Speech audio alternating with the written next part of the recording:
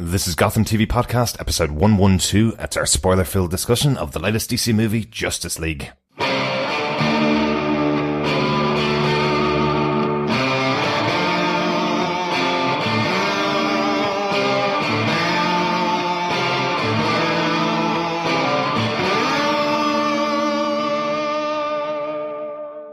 Welcome back, Gothamites, to Gotham TV Podcast episode 112. We're here to talk about Justice League, because Gotham is on a 1-week break for Thanksgiving. It'll be back next week for the last 2 episodes of this half of the season, but we thought we'd spend some time in the DC cinematic universe with Justice League. I'm one of your hosts, Derek. Hi there, fellow Gothamites. I am one of your other hosts, John. Welcome back to the show. Yeah. It's kind of nice to go on to the movies for a week. It landed quite well with the break in Gotham for 1 week while Justice League was coming out. Yeah, definitely. It was good. We've also covered another recent movie as well with Thor Ragnarok over on our Defenders TV podcast platform. And we are also currently covering The Punisher over there. So if you also like Marvel like ourselves, then please head on over to DefendersTVPodcast.com, where you can listen to our spoiler-filled reviews of both Thor Ragnarok, but also the current 13-episode series of The Punisher over on Netflix. Mm-hmm. And if you think Gotham's violent, Punisher's pretty violent. Yeah, it's pretty violent, all right. But as well, please come on over and subscribe to the podcast, Gotham TV Podcast, over on Apple Podcasts, Google Play, or any other good or evil podcast catcher. Please just head on over to GothamTVPodcast.com, to our subscribe area where you can go and join the podcast catcher of your choice. Please subscribe, rate us, leave a review. All the feedback helps us to grow our podcast. And John, guess what I learned the last time we were over in Chris's house? Go on. You can say, "Okay, Google, play the latest episode of Gotham TV Podcast." And it should now be playing the latest episode of Gotham TV Podcast. That is pretty cool. I don't know whether it works with Alexa. Let's try it. Alexa, play the latest episode of Gotham TV Podcast. Okay, listeners, sorry if I've messed up your Alexa or Google Play that you may have gotten in your Black Friday sales, but there you go. Now, an easy way to get the podcast through your player in your home. Yeah, absolutely. It's exciting stuff. Voice command podcasting. Very good. Or podcast listening, I should say. But Derek, I think we should get into our spoiler-filled review of the DC movie Justice League. What are some of the details on this? Yeah, this movie was directed by Zack Snyder. He's obviously been responsible for many of the movies in the DC universe so far. He's done Batman v Superman, Dawn of Justice. He did Man of Steel as well. Unfortunately, he did have to leave the project because of a personal tragedy where his daughter sadly committed suicide. Very, very sorry to hear that. It's a terrible thing for any parent to go through. Joss Whedon was brought on board towards the end of the project to finish it off. I did think it was quite interesting looking at the opening credits that Joss Whedon isn't given a director's credit for the movie. The full director's credit is given to Zack Snyder, so that's quite interesting. Original cut of this movie was around 3 hours long, apparently, and when the studio saw it, they wanted to reduce the cut down. So I think Joss Whedon oversaw that reduced edit and added in some scenes just to make up for the fact that you weren't getting to see the full movie. There's definitely some scenes missing in here. I'm hoping that they're going to do the extended cut like they've done with Suicide Squad and Batman v Superman. Batman v Superman, as we discussed, the extended cut of that is excellent. It's really, really good. Yeah, really good. Yeah, I mean, it was interesting whether you saw any kind of tonal shifts with Joss Whedon coming on board, but certainly, you know, I think not obviously knowing Joss Whedon, but I'm sure he wanted to give the credit to Zack Snyder, given how much time he'd spent on it, I would say. Absolutely. And certainly, maybe depending on your view of the movie, he might be pleased not to have his name associated with it. Who knows? Maybe. There's some interesting ones. If you look at some of the earlier trailers, some of the early on trailers, there is some comedy in there. A lot of people have been attributing the comedy in the movie to Joss Whedon, but if you look at those really early trailers, they were all while Zack Snyder was still involved in the project. So Zack was definitely bringing in a lighter tone to this film than he brought to some of the other films like Man of Steel and Batman v Superman. But this movie was written by Chris Terrio, who wrote Batman v Superman, Dawn of Justice. And as I say, Joss Whedon does get a writer's credit on this film. So he obviously had some quite significant involvement towards the end of the project. The movie stars Gal Gadot, Is it not Gal Gadot? Weirdly, I think she actually pronounces it Gal Gadot. I've been hearing that quite a lot in interviews, so I always pronounce it Gal Gadot, though. Okay. It also stars Ben Affleck, Jason Momoa, Ezra Miller, Ray Fisher, and, spoilers, Henry Cavill. Oh, I wonder what he might be in this movie. Also stars Amy Adams, and Ciarán Hinds plays the villain Steppenwolf. So, John, do you want to tell us what they gave us with your synopsis of the Justice League? Yeah. An ancient evil has resurfaced as Steppenwolf and his parademons attempt to locate the 3 hidden mother boxes in an attempt to join them together and harness their combined energy to reshape Earth. Fueled by his restored faith in humanity and inspired by Superman's selfless act, Bruce Wayne enlists the help of his newfound ally, Diana Prince, to bring together the other metahumans, Arthur Curry, Barry Allen, and Victor Stone, to fight against Steppenwolf and save the world from destruction. Very simple synopsis for this film. I think it's a pretty straightforward story. It is. I quite like it. It's fairly unpretentious, to be honest, and it's also good fun. I think I really enjoyed this. Yep. I'm not saying you are going to get major consistencies. I mean, who are the parademons? Is Darkseid involved? You know, why do people turn up sometimes when they do in the movie? Mm-hmm. But I mean, I think it's a roller coaster. There is a lot of things happening. There are a lot of people in this. It's really a great movie with a lot of different things happening. And sure, sometimes it doesn't always fit together. Sometimes it doesn't even possibly make sense, but I kind of just went along with the ride and really enjoyed it. And I do think that it has a lighter touch. I really enjoyed Jason Momoa and Ezra Miller's take on obviously Aquaman and the Flash together. And I really like the lightness that they brought to it. And I think it really does kind of reflect back on maybe the darker side that's there with Batman and the more serious Superman as well. Spoilers. Yes. You know, but of course, I think it's time to highlight that this is our spoiler-filled review and get into our top 5 points, which this time we're going to look at the main characters through the film and their associated stories. We have Justice League, this team coming together, and so our 5 points will be around Aquaman, Cyborg, Flash, and then the ones we already know, Batman, Wonder Woman, and the return of Superman, plus then the evils that inhabit this world, Steppenwolf.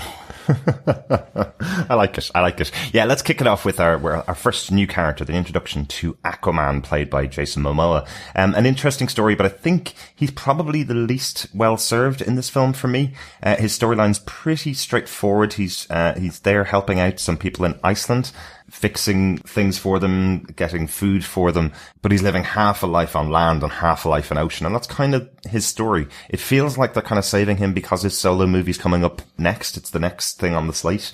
It's already been finished. I believe the filming is done on that. So it feels like they didn't want to spend a huge amount of time creating his story here because it's going to be very soon his own film that'll be talking about that. Yeah, I mean, I really enjoyed Aquaman here. To me, he's having a blast. Yet there's not too much storyline here. I think you get that introduction to him helping this remote community deal with the harshness of winter and so on. You get to see a little bit of Atlantis here, where one of the mother boxes is secured and located. Yeah. And a little bit of a tease with regards to his mother, and obviously there's been some distance there between them, but you get some hints at his character, but I think they're definitely saving that for his solo movie. Yeah. I kept thinking of Ocean Spray, the cranberry product, because I did think he would be an excellent employee for them, to be honest, but I really liked him. I do think he's having an ocean blast here. I just like the fun he brings, and it's the same with The Flash as well. I think it really helped the movie be light, enjoyable. I mean, I think if you didn't have this, then maybe, were some of the plot points fall down, or some of the continuity maybe has an issue, I think you might be more hard done by that. But I think seeing Jason Momoa having an absolute ride playing Aquaman, and let's not forget that people saying, how do you bring Aquaman, to life? They even take the proverbial Mickey out of him, saying, well, do you talk to fish? When Batman is trying to track him down. Yeah. So I think it's all really good. He's a good player here in Justice League, and I'm really looking forward to seeing his solo movie now. Yeah. I do think that the character of Aquaman has always been a bit maligned. He's always been the one that people criticize the most. They do have a Marvel equivalent to Aquaman, which is Namor the Submariner. I think he's been around since the 40s. He's really one of the oldest Marvel characters. Yeah, he's an Illuminati as well. He is, yeah. He's up there with Iron Man and Doctor Strange. Yeah, but very similar, but he doesn't have the same powers as Aquaman. I love this little gag, as you mentioned, where it's, do you talk to fish? And Aquaman says, no, I speak to the ocean. The ocean is what speaks to the fish, kind of thing, where, again, he's not revealing his power set. That's going to be saved for the solo movie, but I thought it was quite fun. I loved the costume, I suppose you'd call it, which is the tattoos that are all over his body. I thought that was really, really interesting. Yeah, definitely. They certainly tell a story, as well as they kind of mirror his armor as well. I mean, it must have been absolutely freezing for him going into the ocean there. I'm sure it was just CGI, but I wonder whether they actually did it. Certainly we got the DC abs on show here. Yes, we did. But yeah, really tell a story. In fact, we saw an interview with Jason Momoa a couple of weeks ago on Graham Norton, where he was talking about that scene where he's speaking to Ben Affleck's Bruce Wayne. And he is in the ocean, and he said he was shivering for that entire scene because, he was in that freezing cold ocean for the time. Wow, yeah, but the tattoos definitely tell a story. You see shark teeth on his body, which is a Polynesian tradition, a symbol of power, adaptability, and fierce strength. Right. And then you get spearheads covering his shoulders, obviously sort of battle courage and strength. And then you have wave details as well, obviously just connecting him to his alma mater, the ocean, so really, good. I mean, yeah, I think Aquaman is the lovable hipster here. He's swigging back the whiskey. He's enjoying the heavy metal. He's rocking out in the ocean. I just thought it was good fun, and I really enjoyed the character. And I do think he does have one of the funniest scenes in the film, because it does take you a bit by surprise, where he's suddenly realizing his life's purpose and realizing that he's just as scared as everybody else. And then you find out that it's because he's sitting on Wonder Woman's lasso, which I thought was very cool, that her lasso of truth has derived the truth from this impenetrable character that is Aquaman. I thought that was a really fun scene. Definitely. But I think onto Cyborg here. Yes. Built by one of the mother boxes that, certainly he is unable to control the powers here. There's a really nice scene where, he's able to lift off and blast off from the floor and hover, which he says, I wasn't able to do that yesterday. Yeah.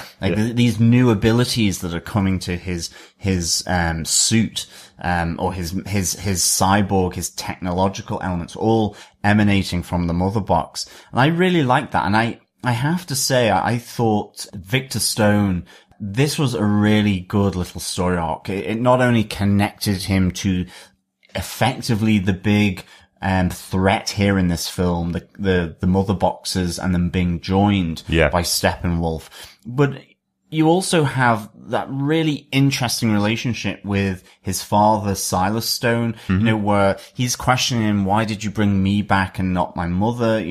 He's kind of hiding away from society. He's got this hoodie on because he doesn't quite know how to take it all in ultimately. And I really liked, his kind of different jump off points, both with his father, but also with Diana when she goes out looking for him. And she's trying to sort of bring him back into the current world, stop him from hiding away to use his powers. And I thought they were really personal to Victor Stone and him sort of taking on his full potential here. Yeah. And obviously he becomes critical to preventing the destruction of the world here along with Superman. So what we find out in the story is that he himself and his mother died in a car crash. Yeah. And his father brings just him back from the dead. He's a former football player. I believe he played for Gotham City University. So he is connected across both Gotham City and in Star Labs, I believe is where his father works. So there's that connection across multiple cities within the universe of DC, which is quite cool. But yeah, his father, Silas Stone, is played by Joe Morton. And I like this little link here because you may recognize him, I think everybody does, as Miles Dyson from Terminator 2, who also was bringing about the end of the world by creating Skynet. Yes. So this is a man you call on when you need a lot of technology work, obviously. Yeah, no, I mean, it was really good to see him in this role and to see that link to technology, but slightly more personally here, through his cyborg son, Victor Stone. He gets, kidnapped by one of the parademons as well. And that kind of kicks off, Cyborg really having to get involved because it's to do with his father, and despite maybe some reservations and a bit of animosity towards him because of what he's done, it's still his dad, and there's a real personal investment here when he initially kind of connects in with the other members of the Justice League. So I really thought this was a good story arc of Cyborg. It's not a character I know that much about in the DC universe, and to just get this little hint for me was fascinating, and I actually really enjoyed it. Yeah, I agree. I've read the most recent reboot of the DC universe in the New 52 when this Justice League kind of got together. So I know the most recent version of Cyborg, and because Jeff Johns, who now runs the movie universe for DC, because he was involved in the writing of that story, I think he's taking a lot of that Cyborg. But it was quite interesting that he gets his catchphrase from the cartoons, which is "Booyah." He gets that right at the end of this movie. It's almost like Luke Cage's Sweet Christmas from Luke Cage, where it's an earned use of his catchphrase. It's not something that he just says every time that he speaks. I like that little moment in there. Also a great moment from Cyborg because he isn't able to control his powers. It's brand new to this. These are all new abilities. I like that moment when Superman is standing in front of him and his cyborg body is transforming into a gun to shoot down Superman because it feels under threat and he can't control it. I thought that was a nice little touch as well. Yeah, that was pretty cool, definitely. Yeah. Let's go on to character 3. Yes, another pretty cool thing. Ezra Miller as the Flash.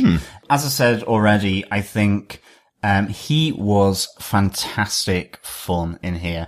And I think he really, along with Aquaman, just, lifts this movie. I love the awkward, nerdy, out of place feel that he does, something potentially I can relate to. He just lifts it, from where he's first making contact with Bruce Wayne, and you saw that from the trailer where you see the Batarang flying past him and he picks it out of the air, where you see him with J.K. Simmons, Jim Gordon, and everyone's just left and he goes. But even, I think just the idea that he was a fish out of water, that, he's not superheroed before. And this is his first time. He's just kind of, helped stop some thefts, and he's pushed people, onto the pavement out of, the harm of an oncoming vehicle. Yeah. So I really liked, this feel of him. It was really good, and it just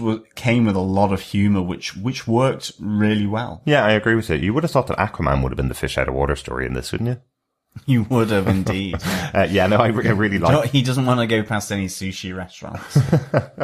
No, I really did like Flash in this. It is a nice touch that he's early on in his career. He has the powers. He knows how to use them. Definitely. I like the fact that he realizes that Bruce is Batman really quickly. That he's wondering what Batman's superpower is, and it's effectively money. Is the gag in there. And the reason why Flash is in here is because he actually wants to join the team because he has no friends. He's a nerd. He's a geek. And if this group of superheroes are going to ask him to come on board, he is totally there. You kind of need somebody like that in this film. You need somebody that wants to be there because all the rest of them always have worked on their own. Even Aquaman has that line, doesn't he, where he says people work better on their own, and Batman responds to him going, that's not at all what that means. Everybody works better together. That's what that phrase is supposed to mean. But I like the fact that Flash here is kind of standing up for working together as a team because it works better for him. One of the interesting things, I suppose, is that we've obviously had Flash on TV for such a long time now, for 3-4 seasons over on the CW, as one of their shows. I still think it's probably the best of the CW shows for me. It's the one I probably tune into and keep up to date with more than Arrow and Legends of Tomorrow and Supergirl.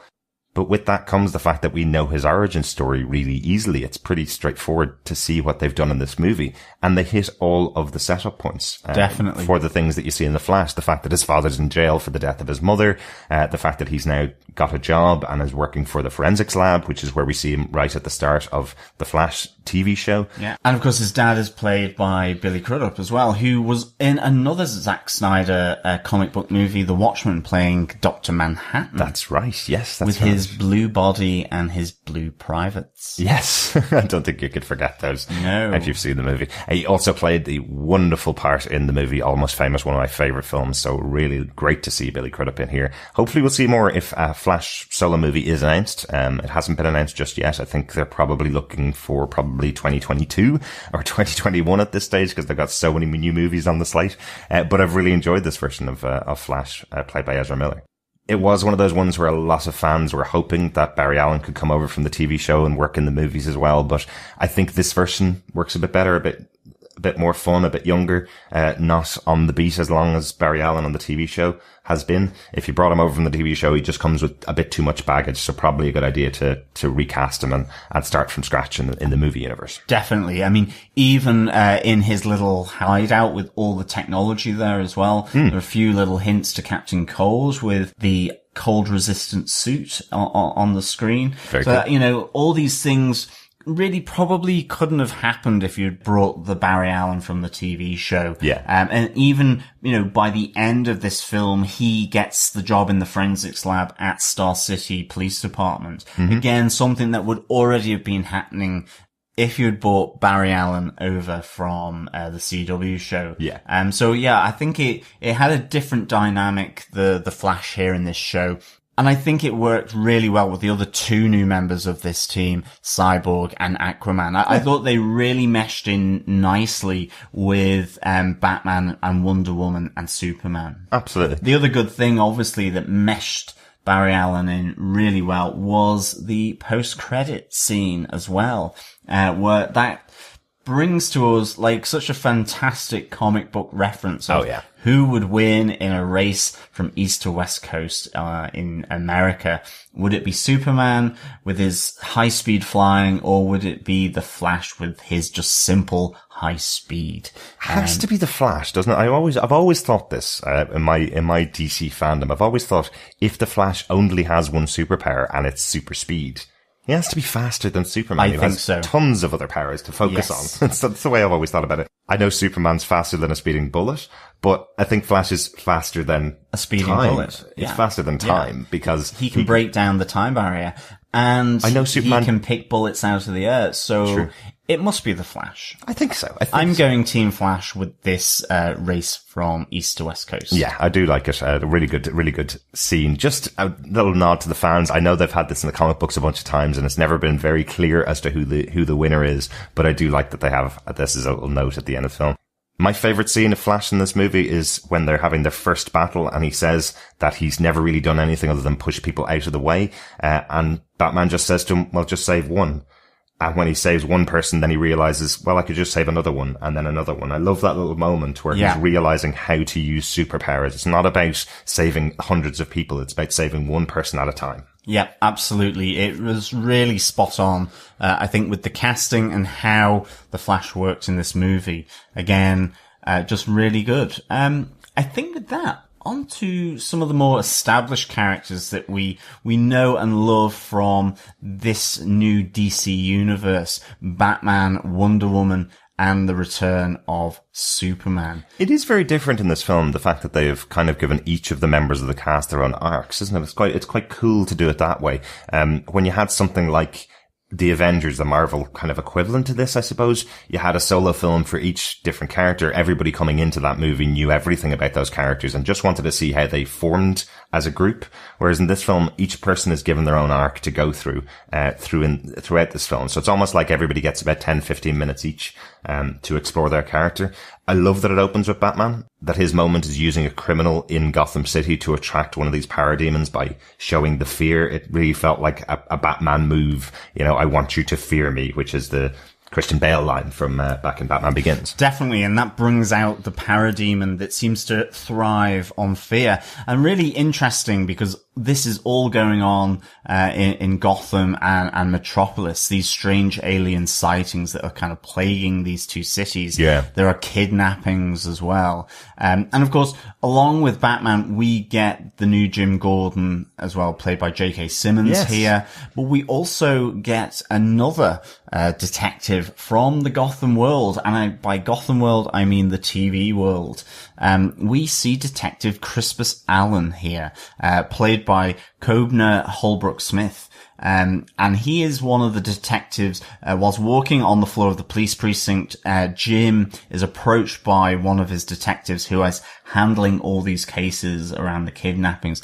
And it is the very own Detective Crispus Allen. So it's really good to see this character make an appearance in one of the movies. Yeah, it's the third appearance now, isn't it? Because we had Andrew Stewart Jones, who played him in the first season of Gotham, and he did appear in Dark Knight as well. Crispus Allen appeared as a role in there. I remember when we were interviewing Andrew Stewart Jones right back in season 1, he corrected us on the fact that he wasn't the first actor to play Crispus Allen. But it's great to see that character coming back in again. It's quite cool.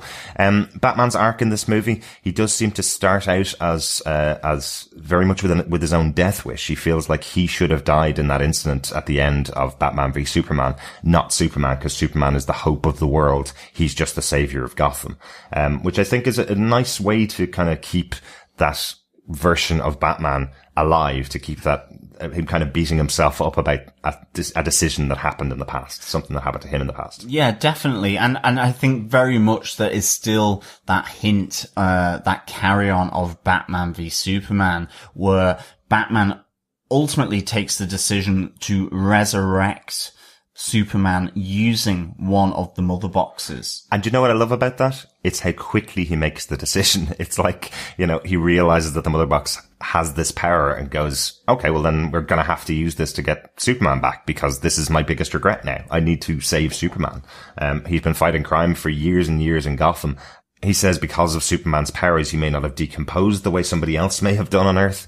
He'd maybe easily be able to be brought back to life. So I kind of like that. I think it's a nice touch that Batman's so willing to save the life of Superman because of his huge regret. Yeah, and Superman ultimately wakes up with a massive hangover of sorts, but is really, really pissed at Batman as well. And I love that opening where he comes back to life. He's raised up and he goes back to his statue that's broken and in pieces.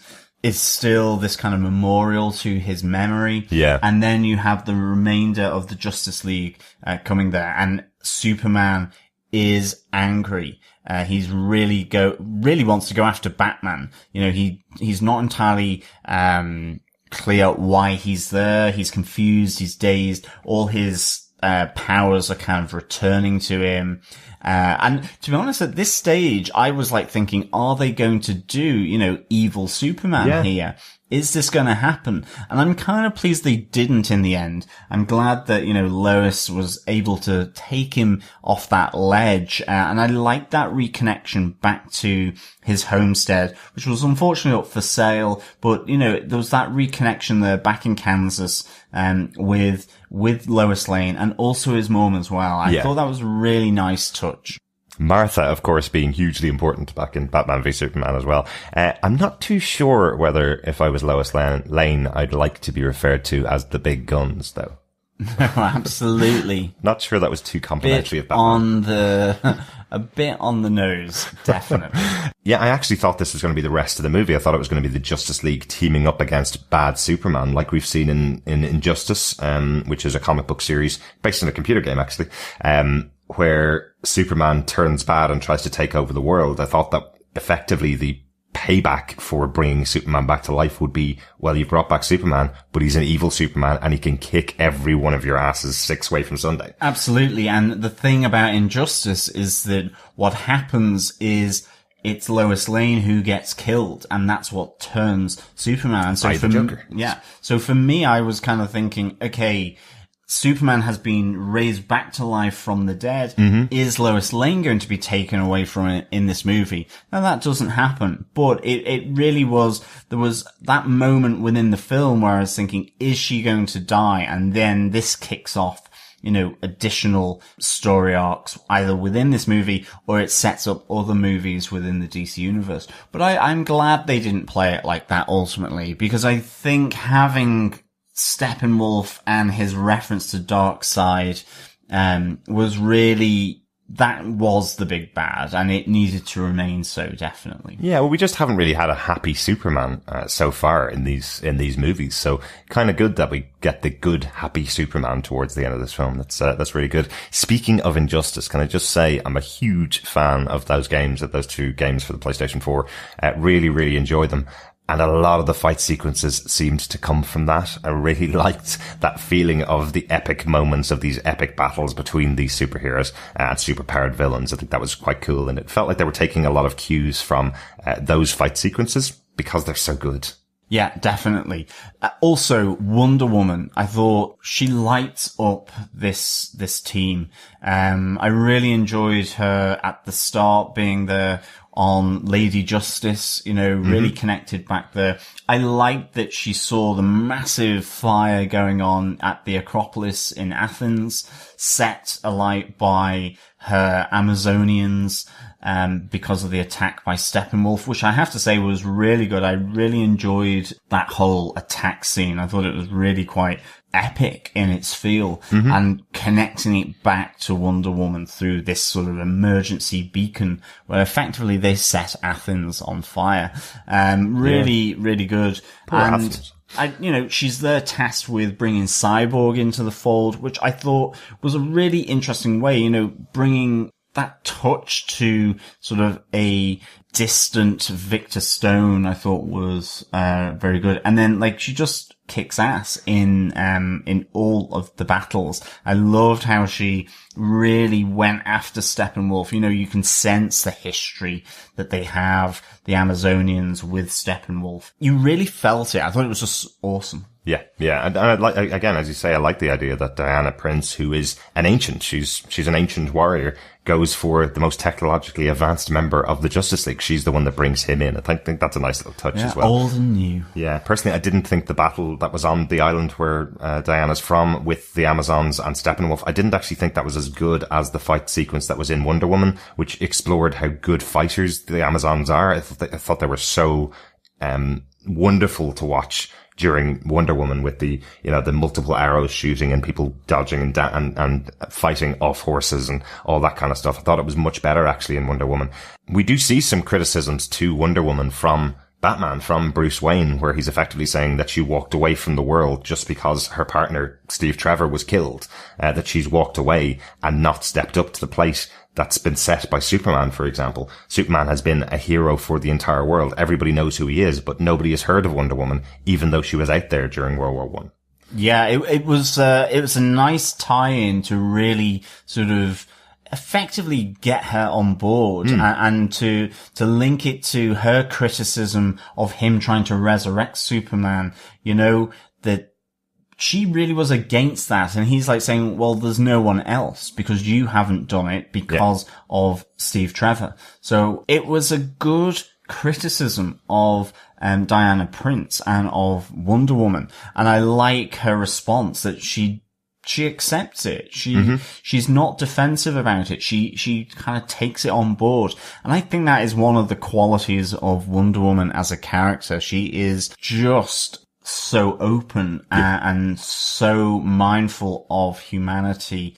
I think it's really quite uplifting for comic book movies because it seems real, heartfelt and genuine from Wonder Woman, which in some respects, and I don't always sense, say, within an Avengers movie, other than from maybe Captain America. Oh yeah, and I think there's parallels there. Yeah, I totally agree. I think by the end of this movie, you really feel that Wonder Woman could lead the Justice League easily, and we knew that from her own film. But you need her to step up and take those reins. You need her to be the leader that she's born to be. And it does take Bruce Wayne to kind of push that out of her, really. That's what he wants. He wants her to be a leader because Bruce isn't going to be the leader. He's not going to be the one that leads this group. It's going to be Superman or Wonder Woman, really. Yeah, definitely. But I think from the goodies to the baddies, we have Steppenwolf as the villain of the piece. This ancient evil who has in the past has tried to destroy the Earth. And I think by destroy, we mean reshape, which means destroying humanity. Yeah. And maybe the humans, or that humanity, is turned into the fear parademons. We just don't know. But certainly it's something that looks kind of like the Eden Project in Cornwall was being built over an old power station in Russia. Yes, I don't know what those tendrils were, but it's something evil, dark, and looks like a root or something. Yeah, until flowers grew out of it at the end. And then, yeah, weird flowers grew out of it at the end. I thought that was kind of odd. But nonetheless, I really enjoyed seeing that big battle scene with Steppenwolf from thousands of years previously. You know, we get to see the Green Lanterns again, which is kind of nice. Good to see them back in the mix after that disaster of a movie. Hopefully they can be resurrected themselves as another aspect of this DC universe. But we also get the Greek gods, you know, linking to Wonder Woman, but also firmly placing, you know, the likes of Zeus and Ares and Artemis into the DC world and their links back to ancient times. It's kind of cool to see Ares in there, actually. A nice little touch, because we obviously saw him in Wonder Woman. So. But Artemis as well is the goddess of hunt, and in Roman mythology, the name given to her was Diana. Oh, like Diana Prince. Very cool. Exactly. And you see them teaming up against Steppenwolf with both the Atlanteans and the Amazons as well. So it was a real coming together. Very Lord of the Ringsy, you know, in terms of trying to destroy the old big eye in the sky, Sauron, you know. I really liked it. Absolutely. There's nothing more Lord of the Ringsy then there are three mother boxes, one given to the Atlanteans, one given to the Amazons, and one given to man. You know, that's so Lord of the Ringsy. I will say Steppenwolf is probably my least favorite part of this film, because there really is nothing to him. I totally understand in a movie like this, it is all about the heroes. It's all about bringing them on board and giving them their story. DC are well known, or Warner Brothers movies, who do all the DC films, are well known of having really good villains. Marvel always seem to get the criticism of having really crappy villains. Steppenwolf seems to have stepped out of a Marvel movie and travelled over to the DC world, because he's pretty much on the level of some of the worse Marvel villains that we've seen. I mean, I think ultimately Steppenwolf in this movie is the vehicle with which to get, obviously, the Justice League together. And he suffers because of that, because the motives are fairly all-encompassing, but general in terms of he wants to destroy the planet.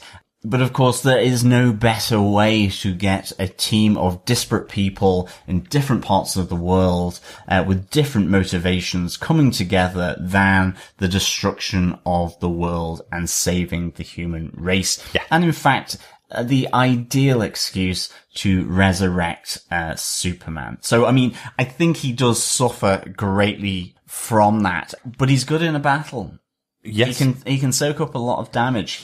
He is a boss card, the end of game boss man that you're trying to get. Although we do know there is another, because he is right-hand man of Darkseid. That's right. Yes. We will hopefully see him in future. Yeah, it just kind of felt like ex-villain comes into movie, has three MacGuffins that he must gather from different parts of the world.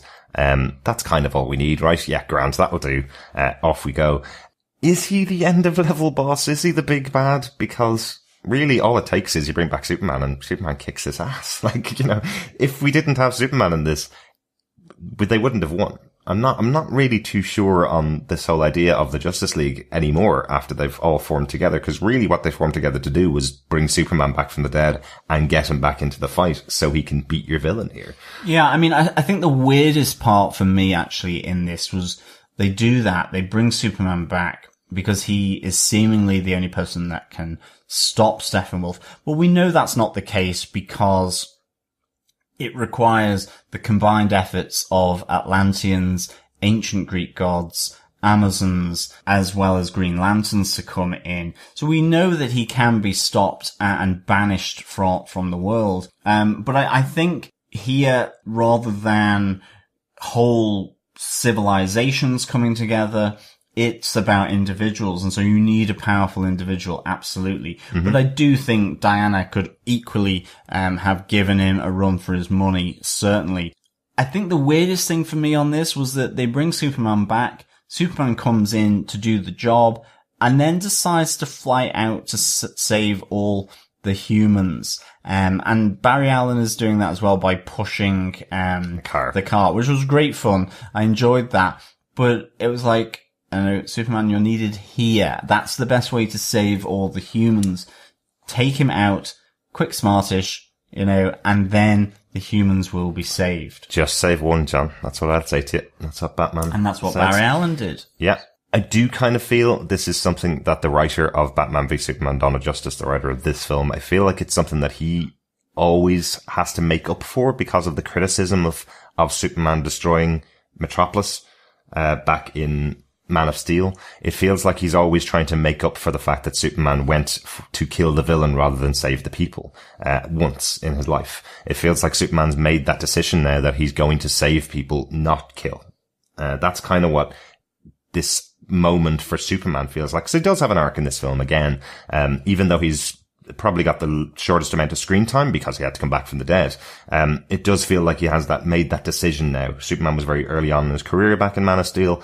In this moment here, he's made a decision to save people rather than just stop the bad guy. And effectively, he knows how good he is. So he's saying, I can save all these people and I can stop the bad guy because I'll be back really quickly.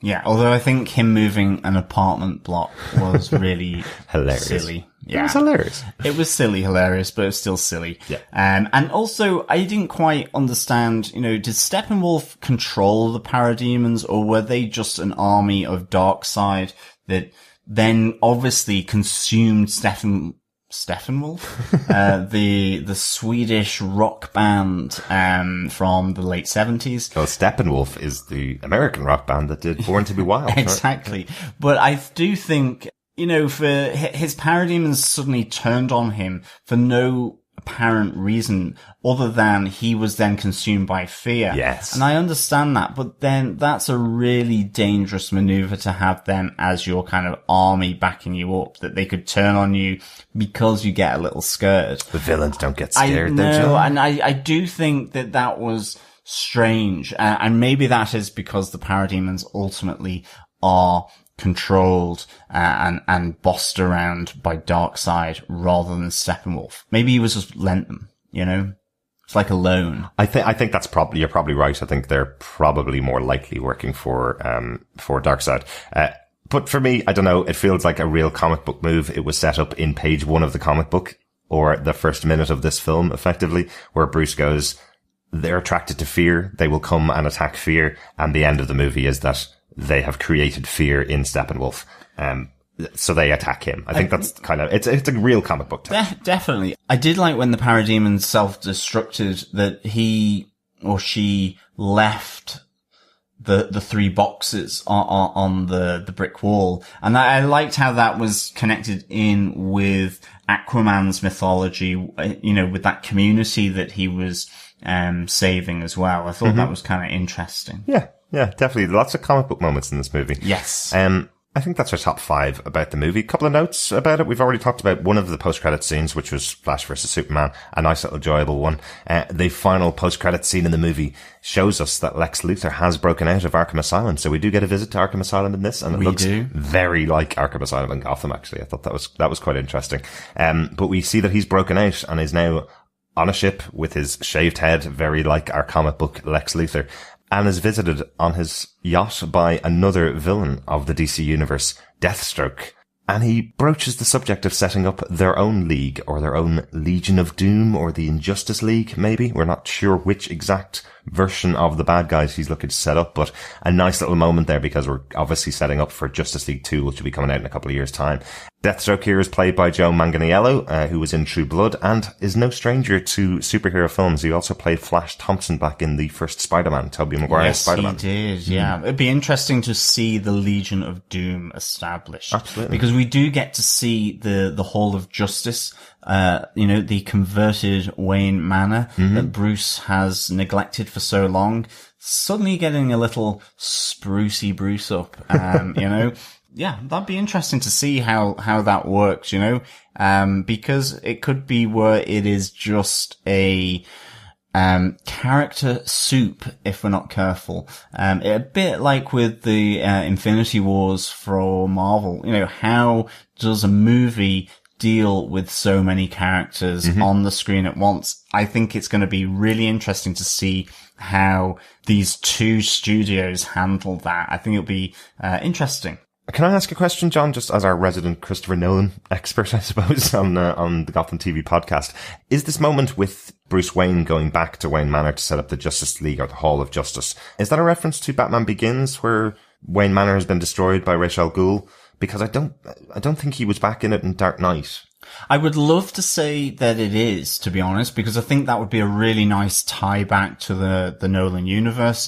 Yeah, Wayne Manor destroyed by Ra's al Ghul, and then of course in The Dark Knight, Bruce Wayne is really in a penthouse in the city. He's got his underground kind of lair at the docks. Yes. You know, where the entrance is in through one of the shipping containers. Right. And then in The Dark Knight Rises, he's kind of homeless because he's kind of been kicked out of Gotham. Yes. By Bane. So I would like to say it is, and then this is the reuse of it, but we do see when Bruce Wayne is being kind of sort of officially recorded as being dead, and you've got the funeral going on in front of Wayne Manor, he has turned it over to as an orphanage.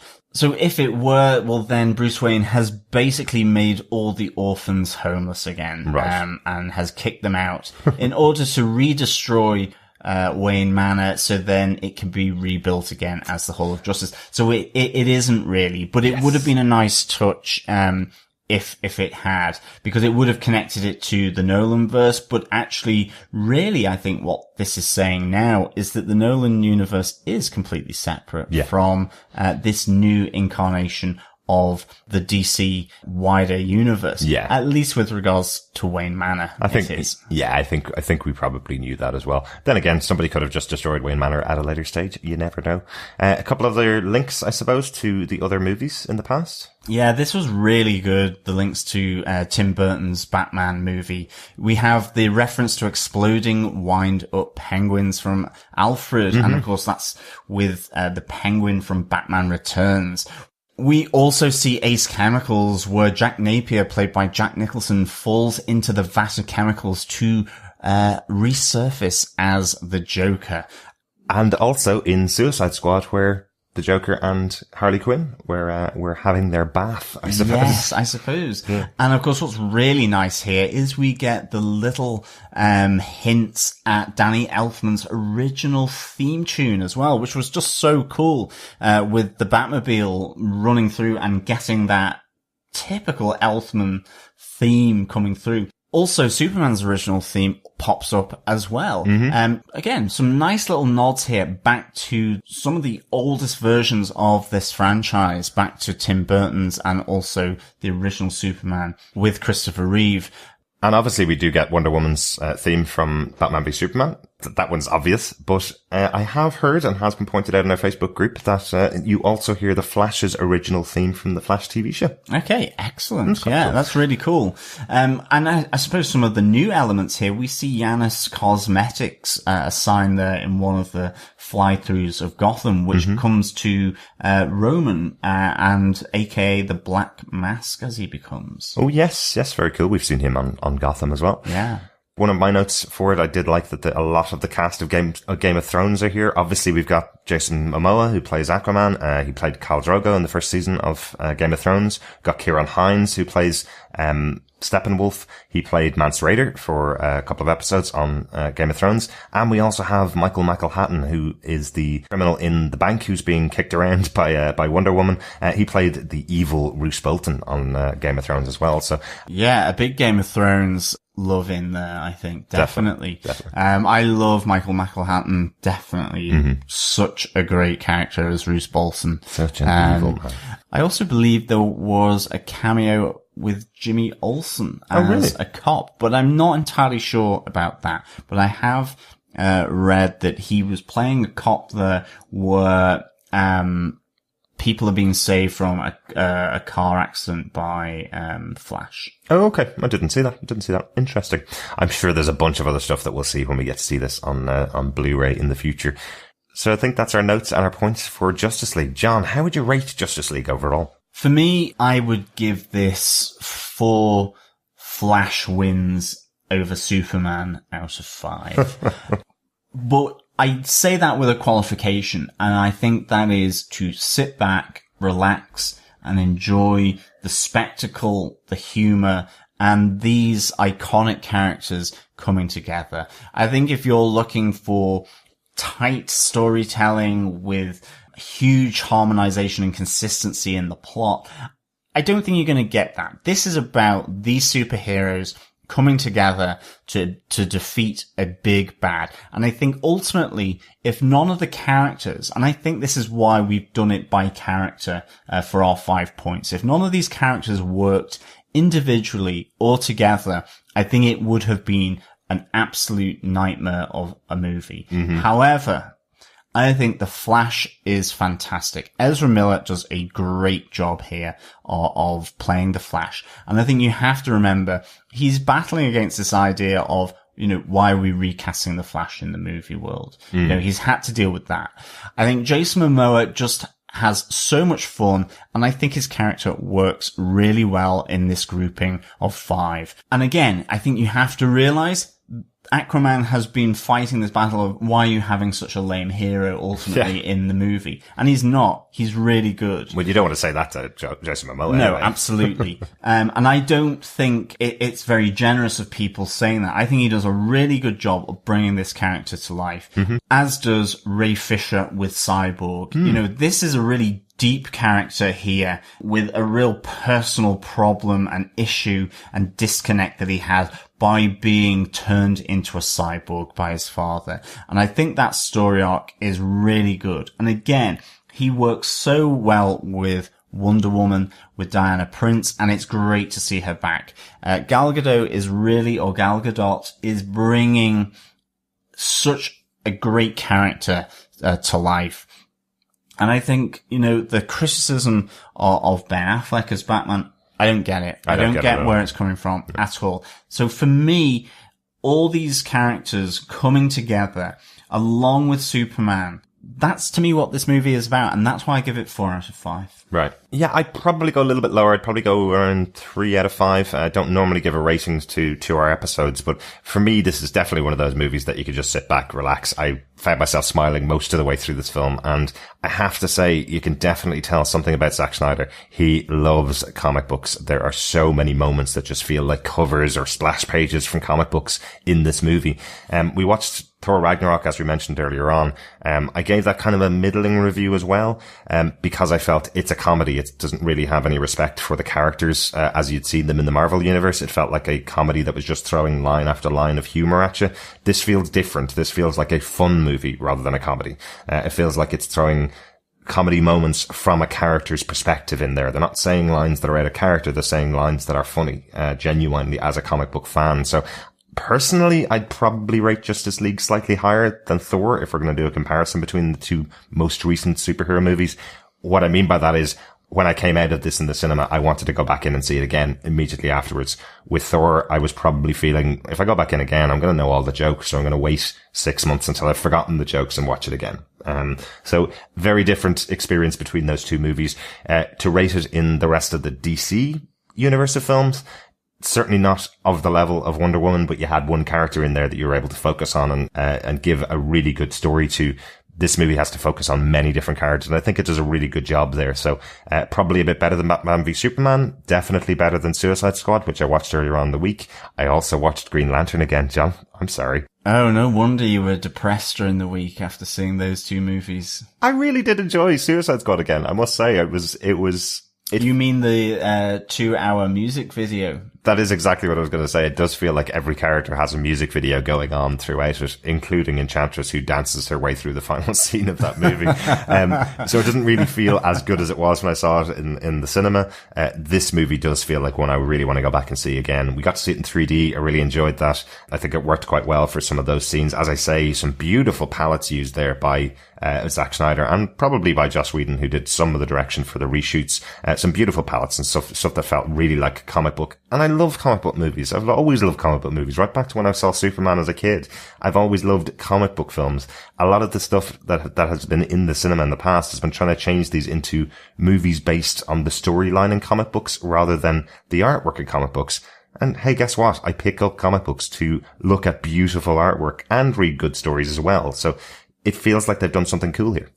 Yeah, and I mean, if I'm to take my condition of my 4 out of 5, I would probably say it is about a 3 or a 3.5 right. Out of 5. But it's still a victory for The Flash. Yeah, absolutely. So with that, I think we've got some feedback here from our Facebook group. If you want to come and join us over on Facebook, please head on over to facebook.com/groups/Gotham TV podcast. Yes, where we talk about Gotham every week as the episodes are coming out. We're just on a week break, but if you want to come over and talk about Justice League, you are more than welcome as well. Yes, Richard Blaze came on and talked about Justice League. So he was back from watching Justice League, and here are his thoughts and comments. Firstly, wow, just wow. Justice League is the, in capitals, perfect comic book movie, mixing action, drama, and nods and winks for comic book fans everywhere. I have to agree, I think it was Easter egg filled, this movie. Oh yeah. Which was really good. Affleck still owns the role of Batman, and each time he is suited up, it's straight from every Batman comic you have ever seen. Wonder Woman continues to grow as a character and still as fresh to see 3 films in. Mm-hmm. Cyborg is there to show how a character can grow into their powers, and it's great to see different styles from him throughout. Yeah, we forgot to mention that at the end of the movie, he does have that moment where he gets the more traditional, shinier outfit at the end. Yes, with the circle, a bit like Iron Man. Mm-hmm. Yeah, interesting. Definitely. Aquaman, hugely intrigued to see how his standalone film develops, as Atlantis looked really thrilling and the tricks with all the water were cool as. And of course, the one-liners from Jason Momoa were just delivered with the right amount of wit and sarcasm. Mm-hmm. Flash is the comedy element, but also is able to show off what he is capable of. The Flashpoint movie, if done, could be really, really special. For me, there was just the right amount of exposition and character development or action. Each of these scenes where the characters are talking could have been taken direct from a series of frames from a comic book. The movie rattles along at a great pace, and you are never really given a chance to process everything that is happening, already booked in to see it again.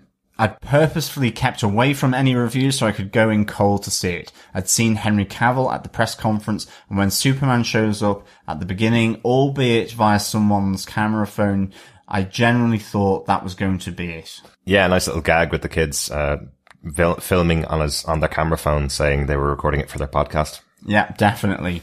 But when he comes back and he's badass Superman, that's just too cool. And then in the final moments when he's there to take down Steppenwolf, his whole persona made me fall in love with Superman, something I've not done since the Christopher Reeve movies. It was nice to see the inclusion of the lanterns at the beginning and hearing the original Batman theme and Superman theme again during the film. They were very subtly used. Absolutely. It was really nice nod to these theme tunes and these other films, but not in an overbearing way, definitely. Agree. And just to mention that it was Ben Rush that said that there is the Flash theme in there, so I'll definitely be looking out for that when I go and see the movie again.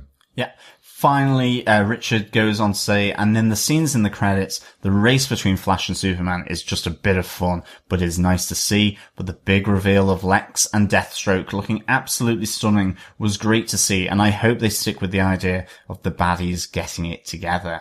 I can't rave about this film enough. Certainly one of the best comic book films I have ever seen. Totally loved it. Very cool, Richard. I'm glad you enjoyed it. Probably as much as we did. We really enjoyed this film. We definitely both came out of it with a big smile on our face, knowing we've seen a really good comic book film.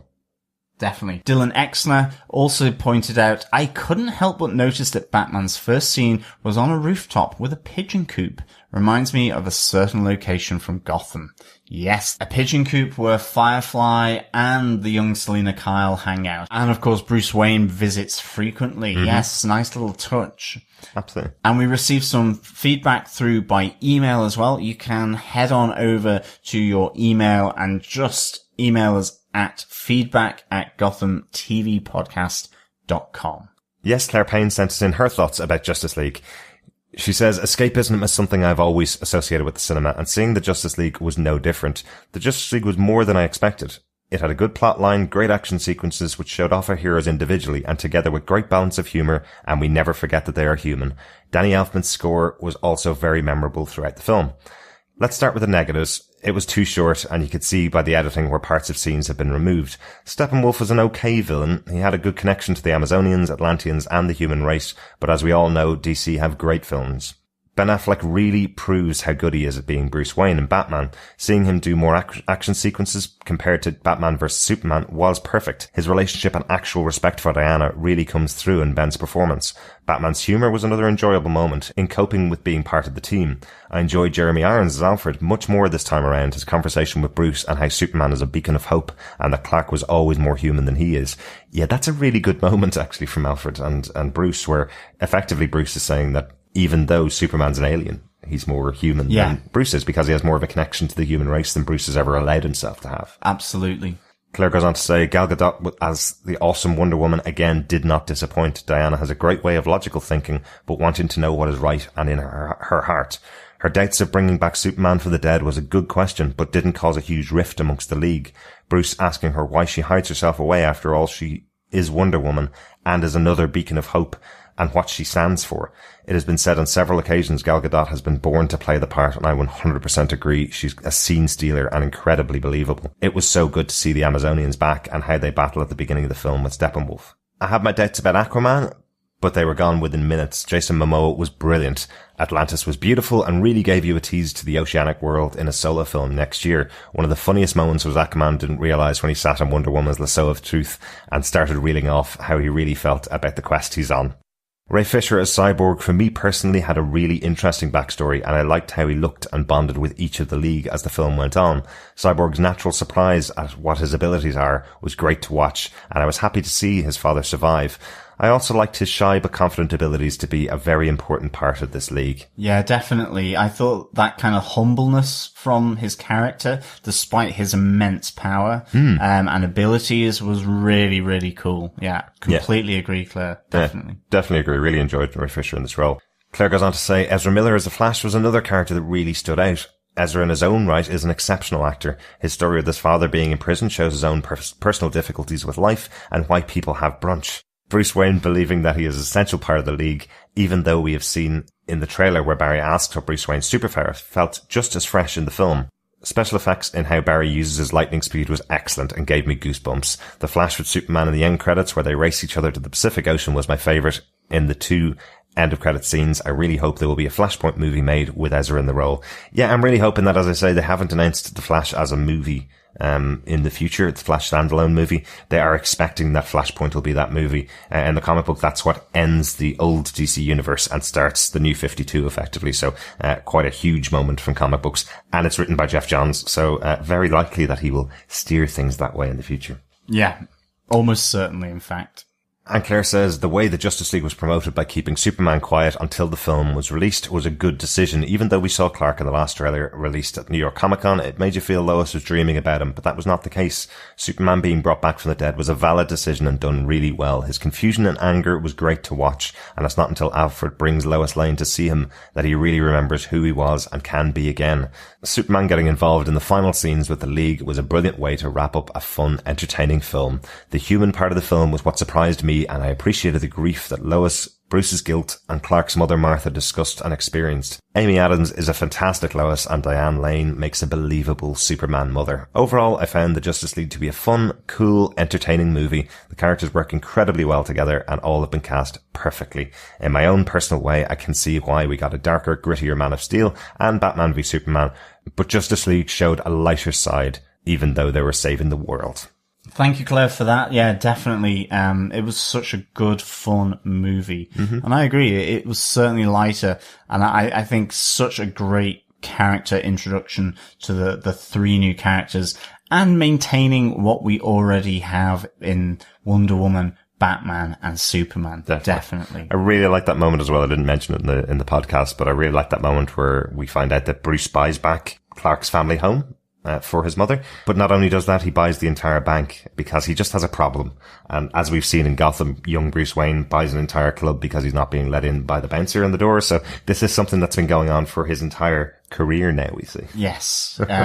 He likes to buy stuff, definitely. Well, he buys way more than he needs to, I think, is the funny gag, I suppose. Yeah, definitely. Thanks so much for all of your feedback. It's great to hear from everybody about this movie, and hopefully you've enjoyed our discussion about the Justice League. Yes, please come on over and subscribe to Gotham TV Podcast for iTunes or Apple Podcasts, Google Play, or any other good podcast catcher. Please head on over to gothamtvpodcast.com to our subscribe section on the homepage. Absolutely, and we'll be back for Gotham Season 4, Episode 10, Things That Go Boom, next week. Thanks so much for joining us. Yes, as always, thank you for joining us and listening in with us, and we will be back again to speak with you next time. I'm off for some brunch, whatever the hell that is.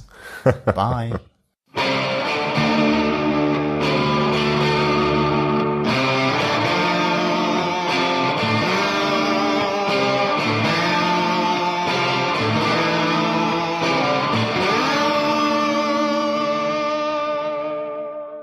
I'm David Mazuz, and you're listening to Gotham TV Podcast. This is Drew Powell, and you're listening to Gotham TV Podcast. This is Robin Lloyd Taylor, and you are listening to Gotham TV Podcast.